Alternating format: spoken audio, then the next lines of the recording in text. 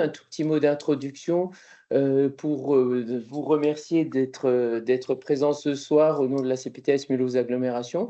Je ne suis pas le référent ou le représentant de ce groupe, mais vous les verrez tout à l'heure, les membres du groupe, vous les verrez tout à l'heure dans le film qui vous sera projeté.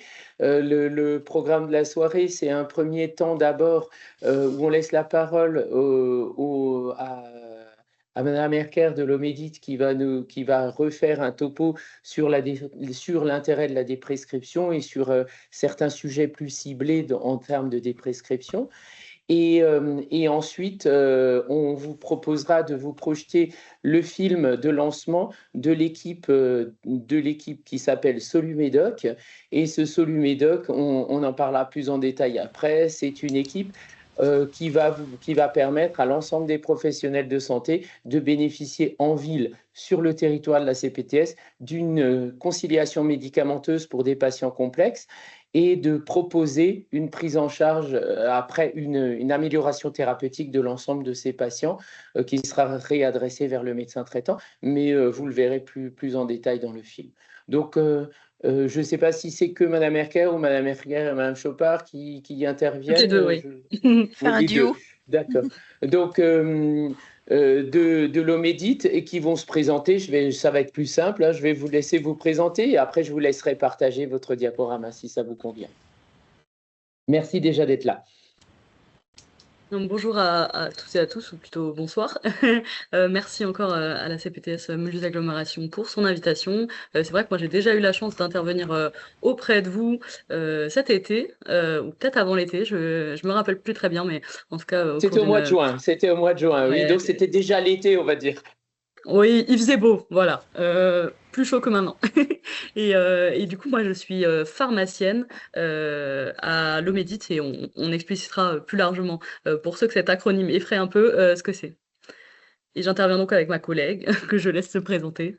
Bonsoir à tous, Virginie Chopard. Je suis pharmacien également de formation hospitalière et on est multisite à l'Omédite puisque c'est une structure régionale Grand Est. Je suis sur le site de Nancy. Voilà. Donc on va vous faire une présentation à deux voix. On commence peut-être dès maintenant. Du coup, on Oui, réserve allez-y, oui, combien de oui. temps pour cette présentation et ce que Ah, vous voulez aborder ensuite? on avait convenu une vingtaine de minutes, mais si ça vous convient, ce serait parfait. Ok. Voilà. Non, mais on est modulable. Après, on pourra vous laisser le diaporama, Oui, oui, ça c'est voilà, prévu, hein. pour Le diaporama avoir les le- références ou autres. on en parlera à la fin, mais l'ensemble des choses seront sur la boîte à outils de la CPTS, mais on en reparlera à la fin. Mhm.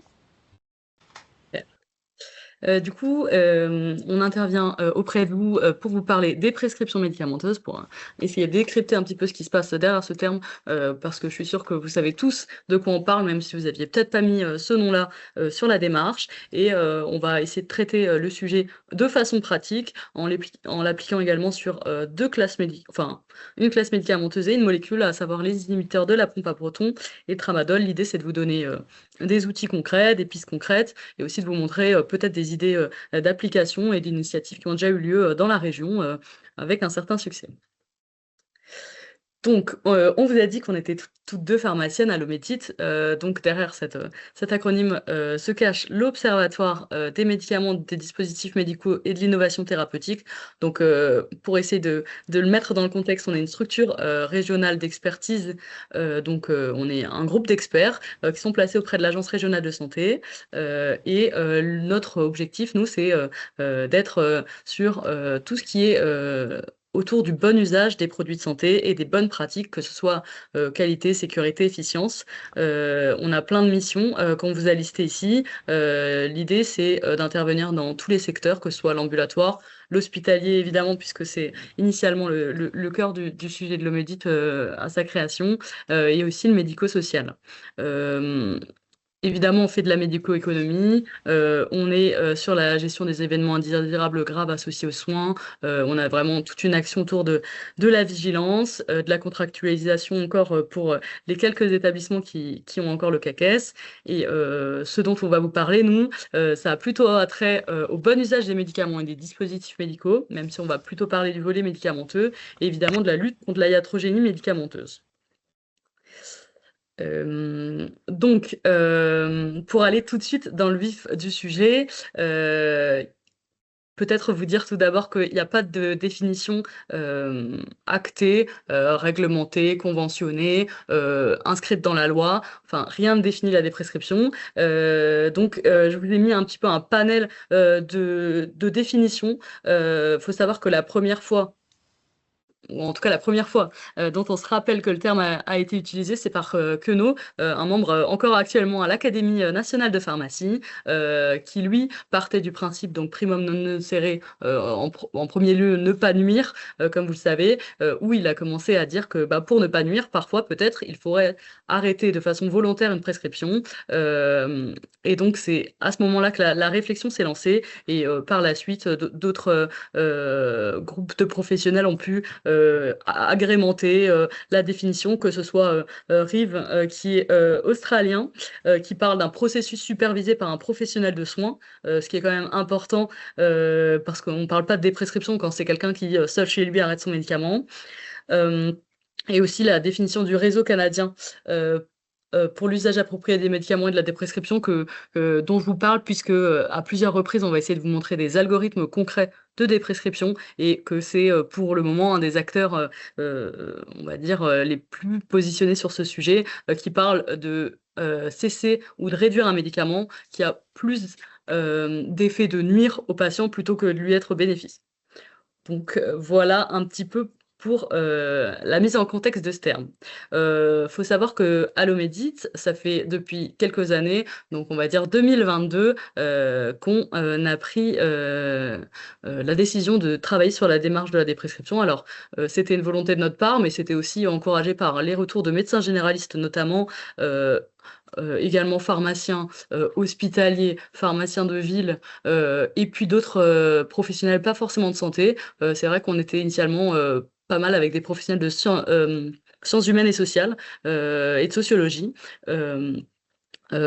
Puisque notre réflexion initialement, c'était tout d'abord, qu'est-ce qui pouvait freiner la déprescription, et j'imagine que vous avez tous connaissance des freins, où vous me direz tous que vous avez certaines réticences, que ce soit le fait que vous n'avez pas le temps, que vous n'êtes pas formé dans votre formation initiale, parfois dans votre formation continue, donc c'était sans compter la CPTS à ces sujets, que vous avez, vous, en tant que professionnel de santé, des comportements ancrés, mais également et surtout les patients qui ont des comportements ancrés. On va revenir sur ce sujet, mais c'est vrai que les patients sont relativement attachés à la fois à leurs médicaments et à leurs ordonnances, surtout en France, plus globalement en Europe, mais c'est vrai qu'on a un fort attachement en France par rapport à d'autres pays européens.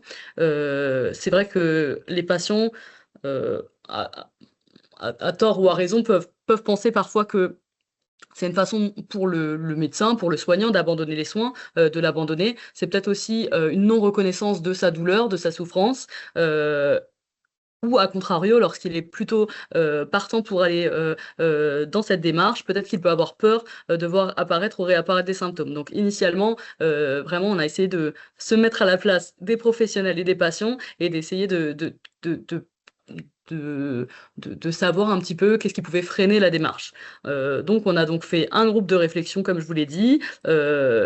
Par la suite, fort de ces constats, on s'est entouré de l'URPS, à la fois médecins libéraux et pharmaciens du Grand Est, et on a essayé de mettre en œuvre l'ensemble des autres freins qu'on recensait dans la pratique. Donc, une fois qu'on a dit qu'il y avait des peurs socio-anthropologiques, de conduite du changement, etc., on s'est rendu compte qu'il y avait un problème majeur, c'était la clinique. Donc, je vous l'apprends pas, on sait généralement tous comment mettre en place un traitement. En revanche, on ne sait pas comment l'arrêter. Et très souvent, lorsqu'on prend l'ERCP d'un médicament, il y a très peu de mentions d'arrêt, voire il n'y a pas de mention d'arrêt du tout.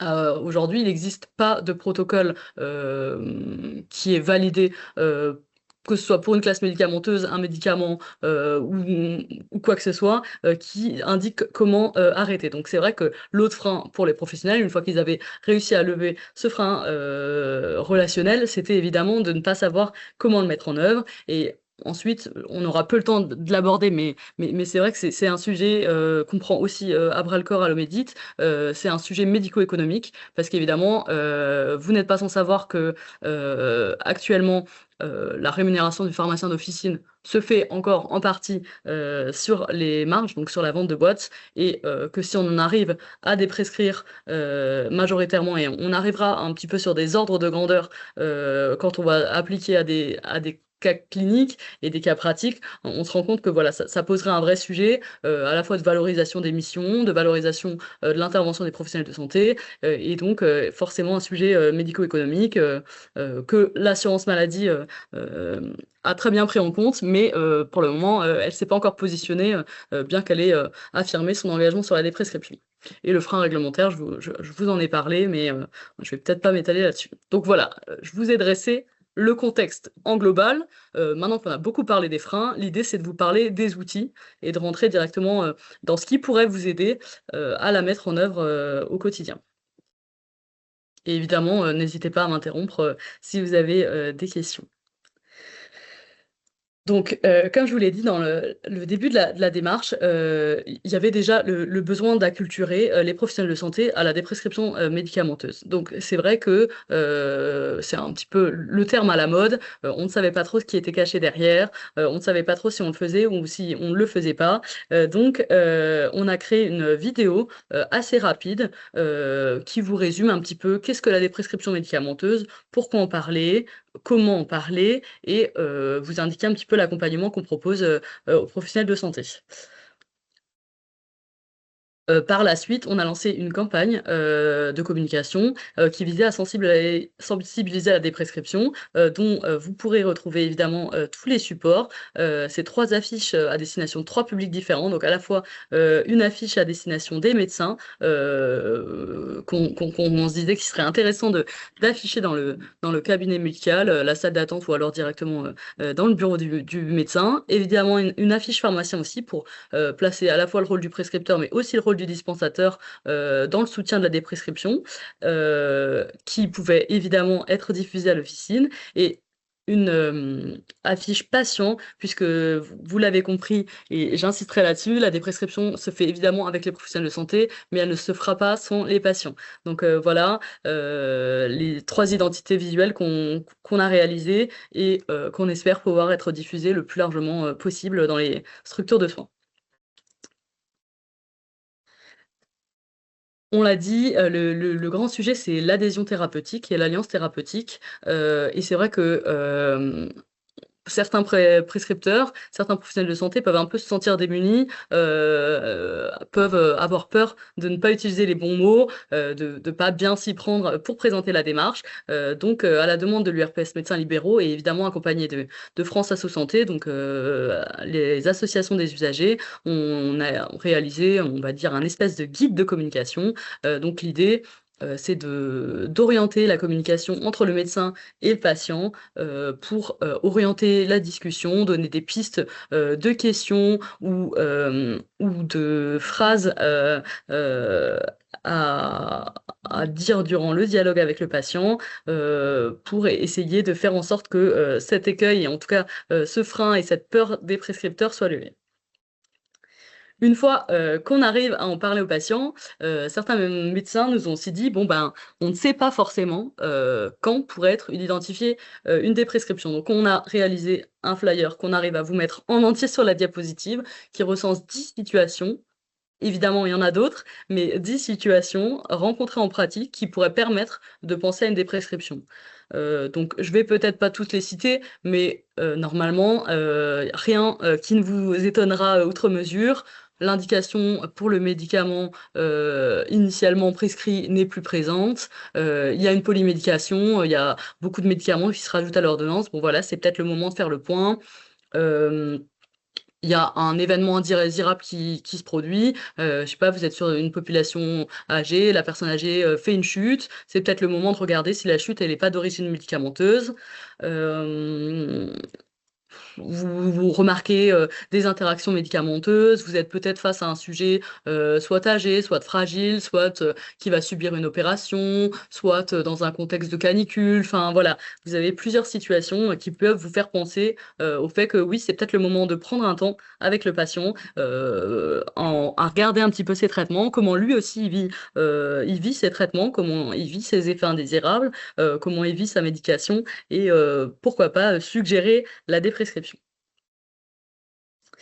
Une fois qu'on a suggéré la déprescription, qu'on a réussi à en parler avec son patient, on s'est rendu compte de deux choses qui semblent évidentes là aussi. Le patient reçoit énormément d'informations lors d'une consultation et il retient pas nécessairement tout, ou pour lui, voilà, vous lui parlez d'un nom de médicament. En fait, à la pharmacie, il reçoit le générique, donc pour lui, bah, c'est pas le même nom de médicament, donc il fait pas forcément le lien entre ce que vous lui dites, ce que le pharmacien lui délivre. Donc, à la fois, pour que le patient puisse suivre votre décision, mais également pour que le pharmacien en ville puisse suivre la décision, pourquoi pas l'infirmier qui interviendrait au domicile du patient et qui lui donnerait ses médicaments comprennent un petit peu, on a créé une ordonnance de déprescription. Donc, à la façon d'une ordonnance de prescription, c'est une ordonnance qui renseigne justement l'arrêt et qui explique pourquoi vous avez arrêté, qu'est-ce que vous pouvez donner comme conseil au patient à la suite de cet arrêt. Et puis au moins le patient pourrait l'avoir sur lui. Euh, on a aussi fait ça parce que pour vous donner un chiffre assez parlant, on sait que 9 patients sur 10 en France sortent d'une consultation médicamenteuse avec une ordonnance. Et on a remarqué qu'au-delà de ça, il y avait vraiment l'importance d'un écrit, l'importance de sortir avec quelque chose. L'idée, c'est que même s'il sort pas avec un médicament, il sort quand même avec quelque chose, l'impression qu'on ne l'a pas laissé, entre guillemets, seul dans la nature. Donc on a fait cette ordonnance et en plus de l'ordonnance, on a fait une carte de suivi à remettre au patient. Donc c'est un petit format, hein, carte individuelle de suivi qui se met dans le portefeuille et qui complète assez aisément l'ordonnance de déprescription et qui rappelle un petit peu depuis quand on l'a arrêté, pourquoi on l'a arrêté et ben voilà, vous pouvez lire au petit verso un petit rappel qu'un médicament, c'est pas un médicament forcément à vie. C'est vrai que parfois, on avait l'habitude de le présenter comme ça pour faciliter l'adhésion. Là, c'est vrai que c'est un discours qu'on essaye d'enlever, en tout cas pour les traitements où c'est possible de ne pas le dire. Donc voilà, on vous a aussi mis le petit support en lien. Une fois qu'on avait fait tout ça, on avait réglé tous les problèmes d'alentour, mais on n'avait encore pas réglé le problème majeur, à savoir, comme on a pu le dire en introduction, bah, on ne sait pas comment arrêter les traitements. À l'Omédite, pour le moment, on s'est penché sur différentes classes thérapeutiques, donc à savoir les inhibiteurs de la pompe à protons, dont on va vous parler juste après, les benzodiazépines, les antidépresseurs, qui sont pas le sujet de notre échange, mais vous pourrez retrouver sur notre site internet et j'imagine sans souci en lien avec la CPTS l'ensemble des productions sur ces deux thématiques. Le tramadol dont Virginie va vous parler. Et on a aussi travaillé sur les médicaments potentiellement inappropriés chez le sujet âgé et les médicaments à service médical rendu insuffisant.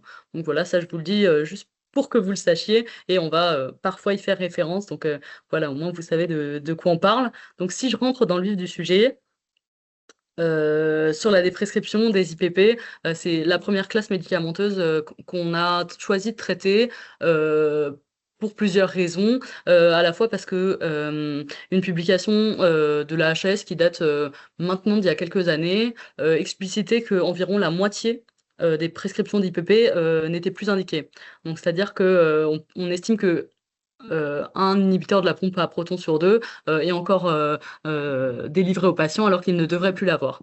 Donc pour ça, on a fait un journal d'actualité. Donc c'est vrai qu'on appelle ça journaux d'actu en matière de prescription médicamenteuse, mais l'idée c'est que c'est un petit journal de mise à jour, on va dire, de connaissances sur une classe médicamenteuse ou une situation clinique avec voilà l'ensemble des informations dont vous avez besoin pour déprescrire.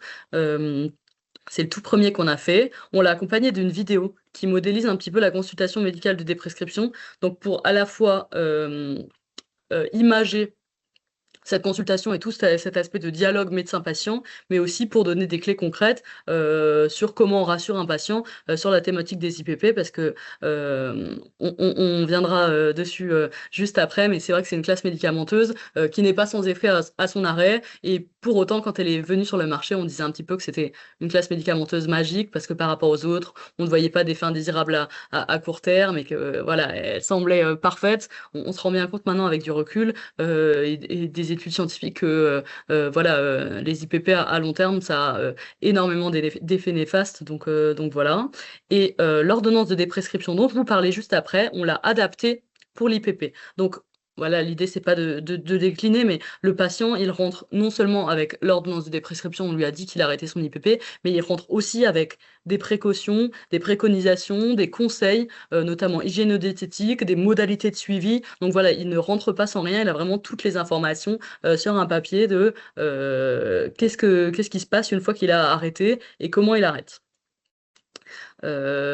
Pour un petit rappel, et je vais essayer de ne pas me prendre trop de temps, il y a tout un tas de situations. La prescription d'un IPP n'est pas justifiée. L'idée, c'est pas de vous faire une liste et de rentrer dans l'effet catalogue, mais on vous les a listés, vous les retrouverez dans nos documents. Et l'idée, c'est d'essayer de vous donner un petit réflexe, de vous dire que voilà, il y a des moments où vous pouvez penser à la déprescription lorsque vous voyez que l'indication elle est plus appropriée, quand c'est des patients qui sont traités dans certaines indications depuis plusieurs mois et les symptômes ne sont plus présents, quand il n'y a plus d'indication, ou alors que vous ne savez même pas pourquoi initialement ça avait été indiqué, et vous dire aussi que pour les IPP, et je ne pourrais pas dire ça sur toutes les classes médicamenteuses, mais en tout cas pour les IPP, c'est une des classes médicamenteuses qui a été les plus étudiées, donc c'est pour laquelle il y a le plus d'algorithmes de déprescription, donc de propositions de protocoles et de méthodes d'arrêt. Donc une fois de plus, il n'y en a aucune qui a été validée, hein, personne n'a dit que telle méthode était meilleure que telle méthode, mais au moins voilà, vous avez un éventail de possibilités, de supports pour vous guider dans l'arrêt d'un traitement. Et Virginie va pouvoir vous illustrer en pratique comment ça a pu se faire ailleurs. Oui, en effet, du coup, pour... Ah, tu peux pas me continuer à Oui, me j'ai fait partager un petit le... problème. S'il te plaît. J'ai fait une bêtise. C'est bon? Voilà, oui, oui, c'est bon. Super. Oui, c'est revenu. Du coup, voilà, énoncer toutes les précautions à mettre en place au moment de l'arrêt d'un IPP, en particulier par rapport à l'effet rebond d'acidité qui peut être observé dans les 10 à 15 jours qui suivent l'arrêt.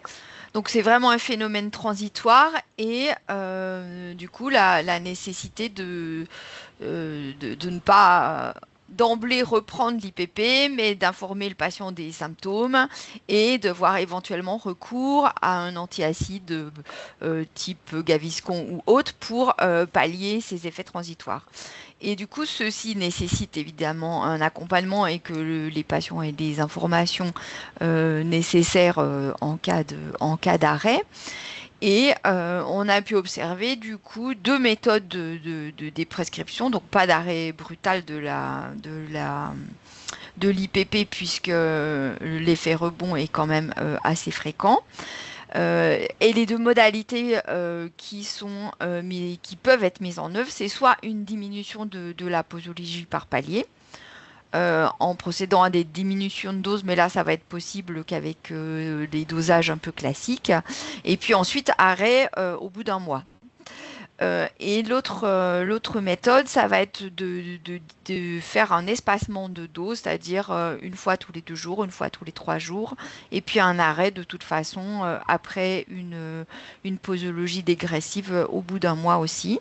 Et comme je vous l'ai dit précédemment, l'idée c'était bien de pouvoir accompagner ces rebonds transitoires de l'acidité avec un autre antiacide, mais non IPP, et puis de prévenir tout ce qui peut être automédication, voilà, dans ce cadre.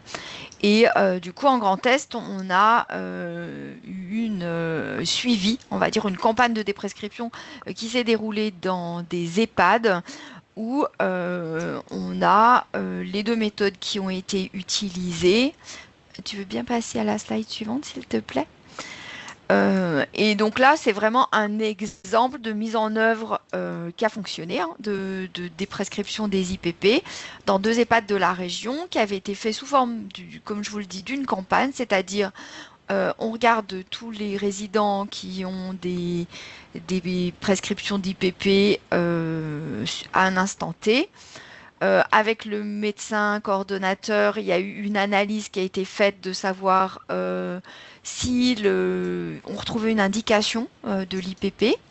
Et puis, à partir de cette base de données, une réunion pluridisciplinaire entre pharmaciens, médecins, et dans ce cadre, il y avait une IPA qui était disponible au sein de l'EHPAD.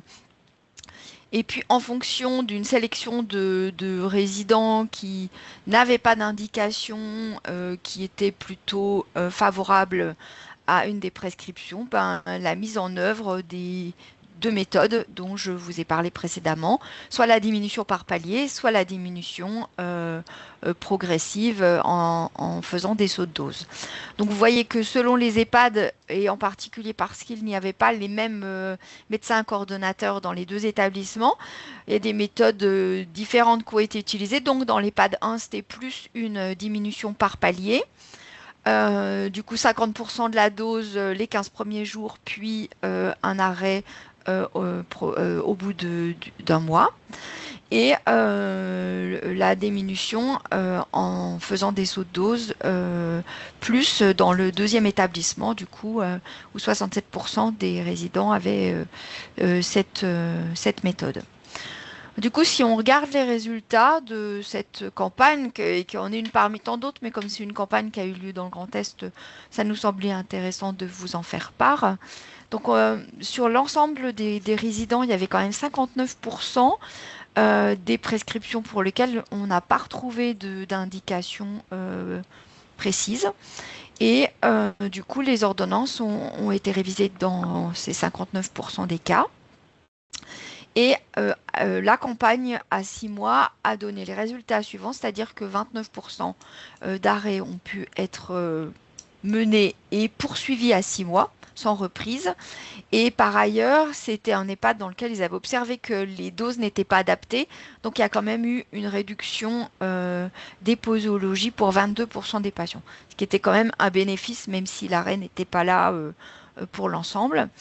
Et ce qui a souligné dans cette campagne qui a été mise en place, c'est que le suivi des résidents a été fait au plus proche avec une IPA qui a pu faire le suivi et la prescription, comme je vous l'ai dit, d'un antiacide en cas de besoin pendant les premiers jours où un effet rebond d'acidité pouvait être observé. Voilà pour les IPP. Je ne sais pas si on ouvre à des questions ou pas, ou à la fin peut-être. Bon, allez-y, enchaînez et puis on fera à la fin si jamais. Ok, donc on en vient à une toute autre classe, du coup, avec un focus spécifique sur la molécule du tramadol. De même que Athénaïs a pu le préciser, à chaque classe thérapeutique qu'on aborde, on rappelle toujours dans un journal dit de déprescription un peu les fondamentaux et les rappels sur la classe ou la molécule. Donc là, on a également un journal qui est disponible pour le tramadol, où on a rappelé différents aspects, hein. En particulier, le tramadol, le potentiel addictif, il est lié à sa double activité à la fois opioïde, mais aussi sérotoninergique, qui fait que on a une meilleure tolérance, que les récepteurs deviennent moins sensibles, une augmentation des doses et puis un risque de dépendance qui s'installe, avec effectivement un syndrome de sevrage à l'arrêt. Au niveau réglementaire, il y a plusieurs, comme vous le savez, hein, il y a plusieurs leviers qui ont été activés, en particulier de limiter les traitements à 3 mois. de disposer de petits conditionnements pour des douleurs aiguës et ne pas faire que le patient ait du stock à son domicile avec des petits conditionnements de 10 à 15 unités qui ont été développés il y a assez peu de temps. Et puis, comme vous le savez également, une ordonnance sécurisée depuis le 1er mars 2025. Quand penser à une des prescriptions pour le tramadol? Donc, dans le journal, on avait identifié 4 à 5 situations en particulier lors d'un renouvellement. Des suspicions de mésusage qui pourraient être identifiées. Il existe des échelles pour les qualifier, c'est-à-dire quelques questions à poser aux patients lorsqu'ils se présentent pour un renouvellement ou à l'initiation. Donc, en particulier l'échelle POMI. Vous aurez le détail dans le petit journal dont on vous parle. Le fait de se dire que le traitement il n'est pas efficace, on a plusieurs publications qui montrent que c'est parfois intéressant d'aller d'emblée sur un opioïde de classe 3 avec la morphine et des équivalences de doses entre le tramadol et la morphine. Et puis un focus spécifique chez le sujet âgé parce que comme on l'a dit tout à l'heure, tramadol est un médicament potentiellement inapproprié chez le sujet âgé puisque il est plus à risque d'avoir des effets indésirables liés aux activités sérotoninergiques, en particulier la confusion, des vertiges et bien évidemment des risques de chute. Donc, en ce qui concerne le tramadol, on peut identifier des méthodes de déprescription. On va dire qu'en France, on n'en a aucune qui est réellement validée. Il en existe une qui a été mise en œuvre par une équipe canadienne qui consiste à diminuer la posologie par palier, donc de diminuer de 10 à 20% à un rythme qui est assez large, entre 1 et 4 semaines. Et là, ça va dépendre de l'antériorité, de la prescription et de la dose qui a été mise en œuvre. Et vous voyez sur le tableau qui se trouve à droite, on a l'effet d'être plus ou moins progressif en fonction effectivement de l'antériorité de la prescription, si c'est plus ou moins de 3 mois, et avec des réductions qui peuvent être plus ou moins progressives. Et on a également la méthode, une méthode développée en Australie, qui consiste aussi à diminuer là de manière mensuelle de 10 à 25% de la dose.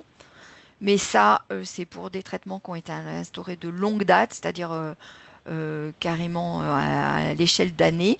Et puis sur du plus court terme, c'est de diminuer de façon hebdomadaire de 10 à 25%.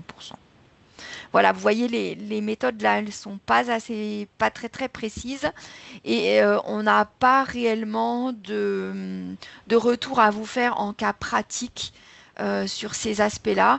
Mais il est admis que pour le tramadol, on peut vite avoir recours à des spécialistes type des structures spécialisées comme l'IXAPA pour arriver à déprescrire ces molécules chez des patients qui ont vraiment un syndrome de sevrage prononcé après une des prescriptions qui va être là quand même assez progressive.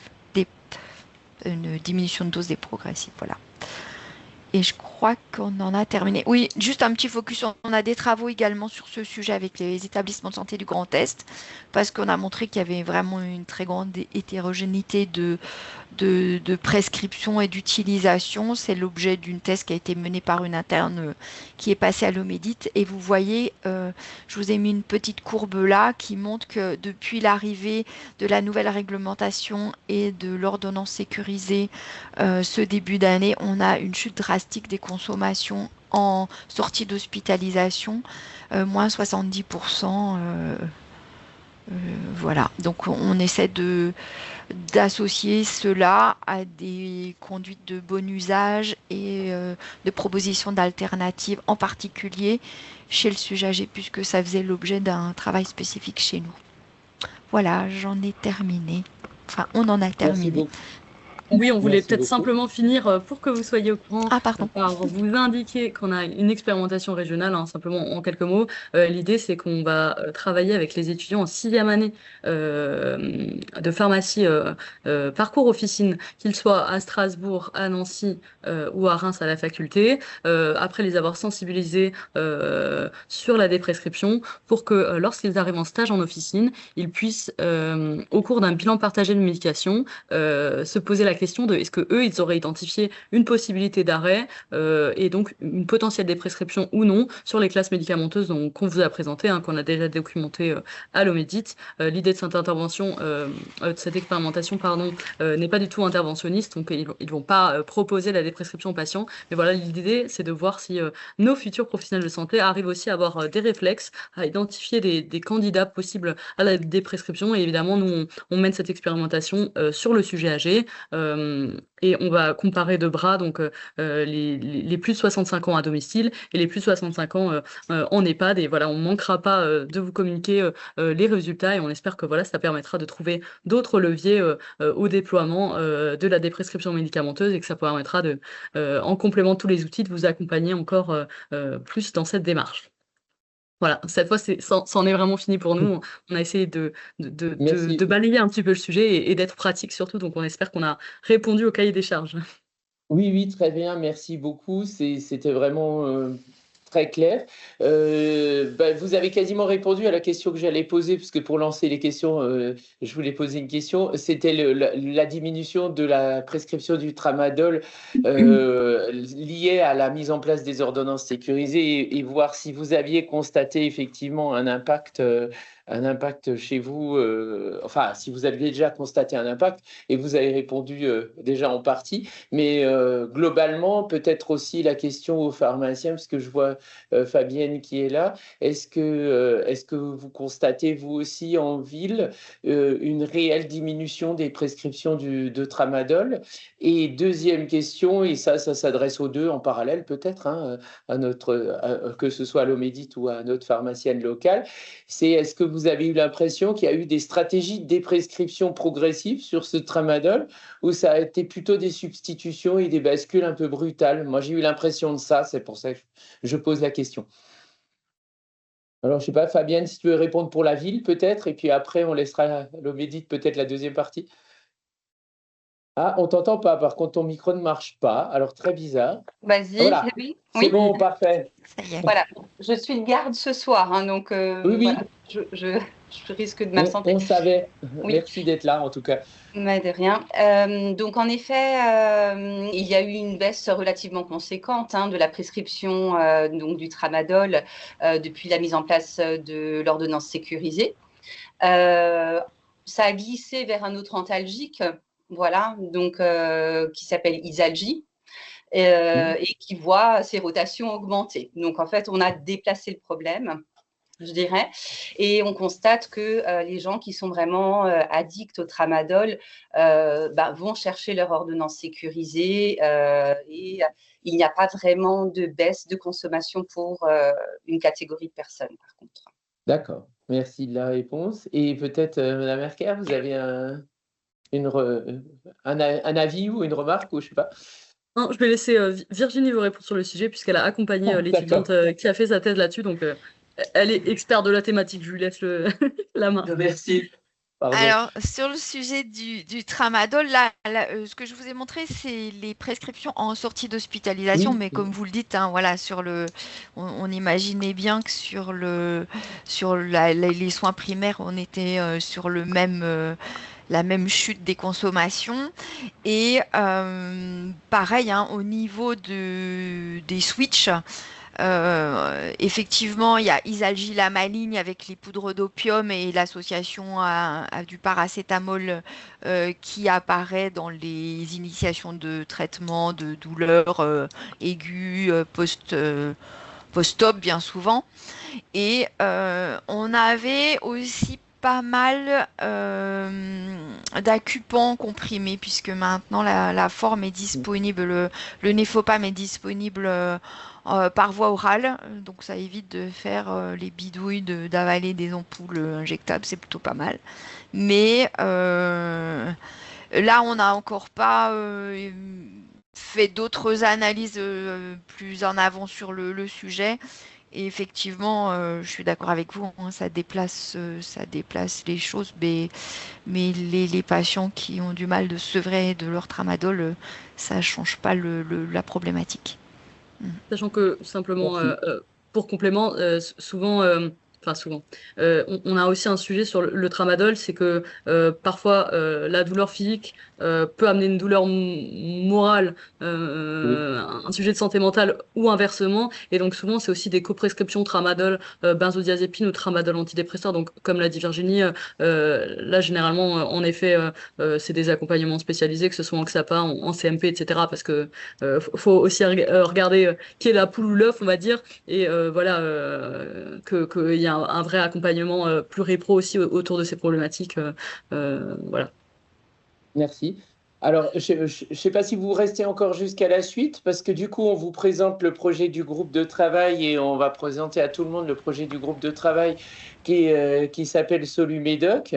Du coup, normalement, là, vous devriez avoir mon écran. Et donc, je vais lancer le film. Ce film explique le nouveau projet de la CPTS, qui est une équipe d'accompagnement à la conciliation médicamenteuse en ville et donc à la déprescription. Et je vous laisse regarder le film qui dure 4 minutes et puis après on pourra éventuellement vous réexpliquer certains points avec les membres du groupe présents.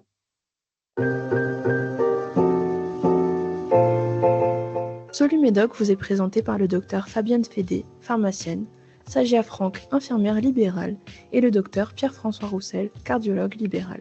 D'où vient l'idée de Solumédoc ?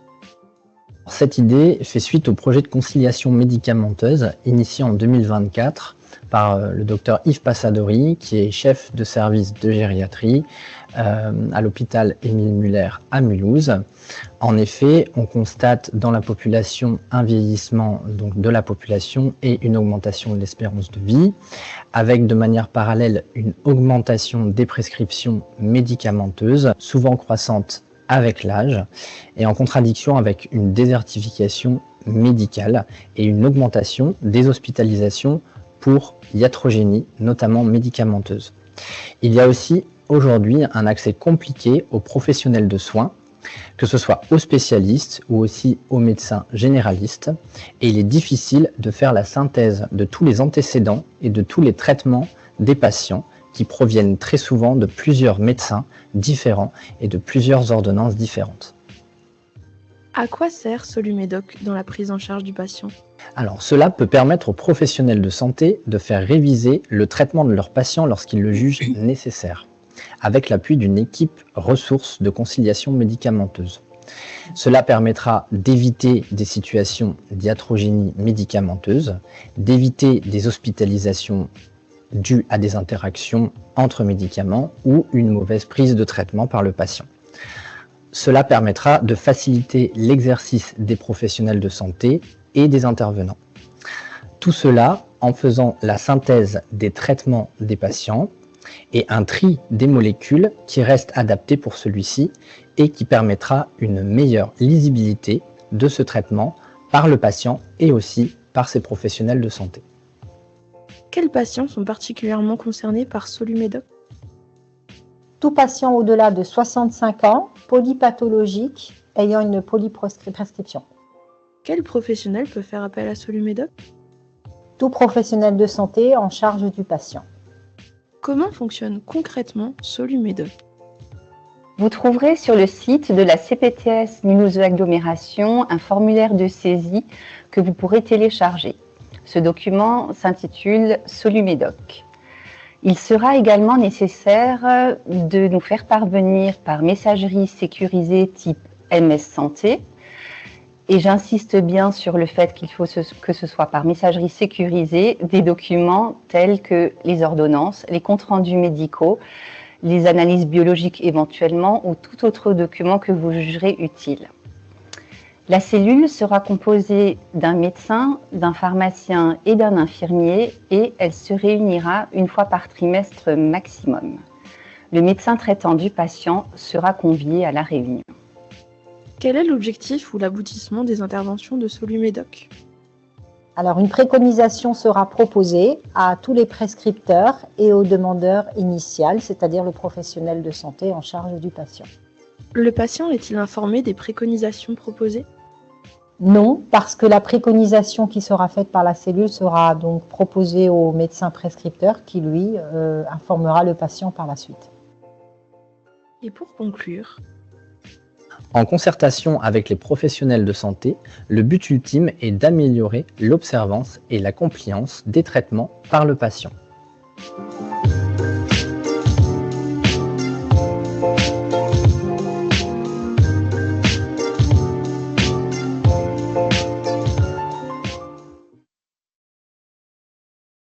Voilà, donc comme vous le voyez, c'est un nouveau service qui va être mis à disposition de l'ensemble des professionnels de santé.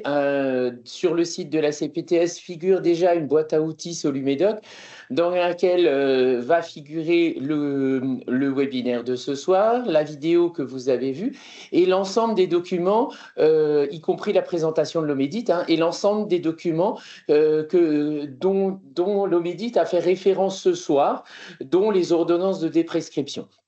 L'idée de ce travail, c'est bel et bien de permettre à n'importe quel professionnel de santé de recourir à cette équipe Solumédoc pour obtenir ce travail collaboratif de conciliation médicamenteuse avec le médecin traitant du patient et de permettre aux médecins traitants et à l'ensemble des prescripteurs de disposer d'une proposition thérapeutique qui pourra être appliquée ou non, mais bien sûr, la décision finale reste totalement dans les mains du médecin traitant du patient qui, lui, va décider ou non de faire finalement la déprescription et finalement de rédiger ces ordonnances de déprescription qui lui seront proposées par le groupe.